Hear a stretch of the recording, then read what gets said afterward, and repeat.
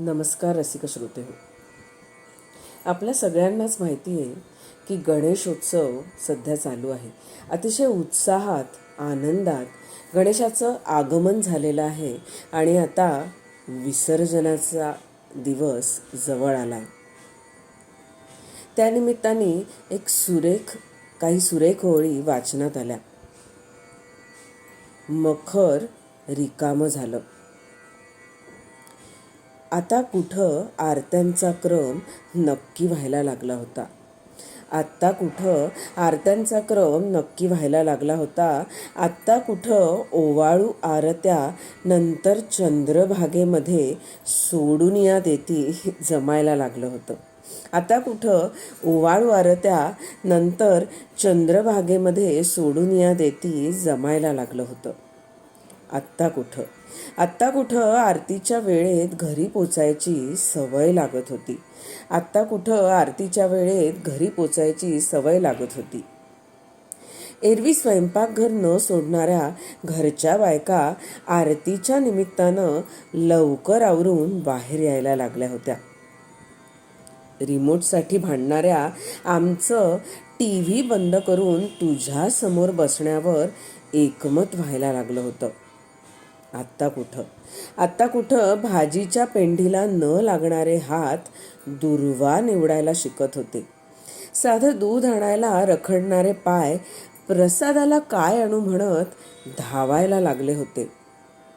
आत्ता कुठं आणि एवढ्यात हा दिवस आणलास. पण गणेशा, काल तर आलास आणि आज निघालास. पण कठोरपणाने सृष्टीचे नियम शिकवणारा तू आदिगुरु.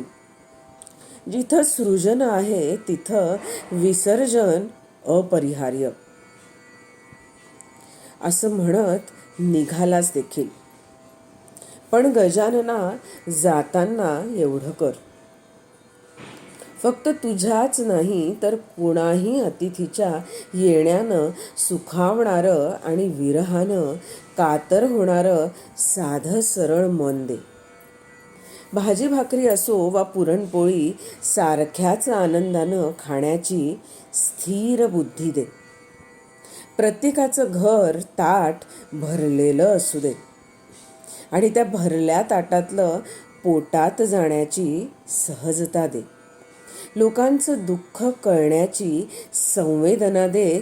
अडचणीला धावून जाणारे तुझे पाय दे.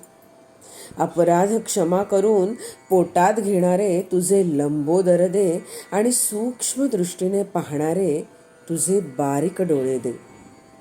सारं स्वीकारून फोल नाकारणारे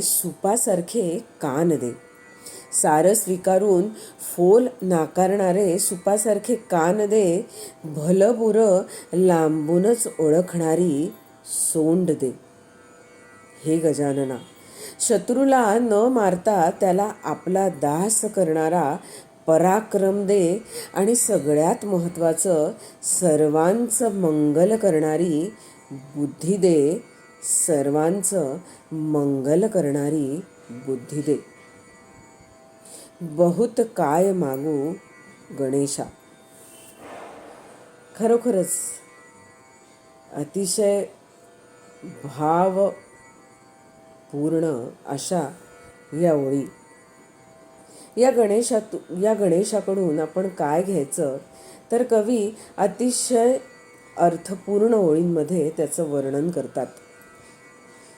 त्यामुळे गणेशाचरणी हीच प्रार्थना की सगळ्यांना भरभरून सुख, समाधान, आनंद आणि चांगलं आरोग्य दे. गणपती बाप्पा मोरया.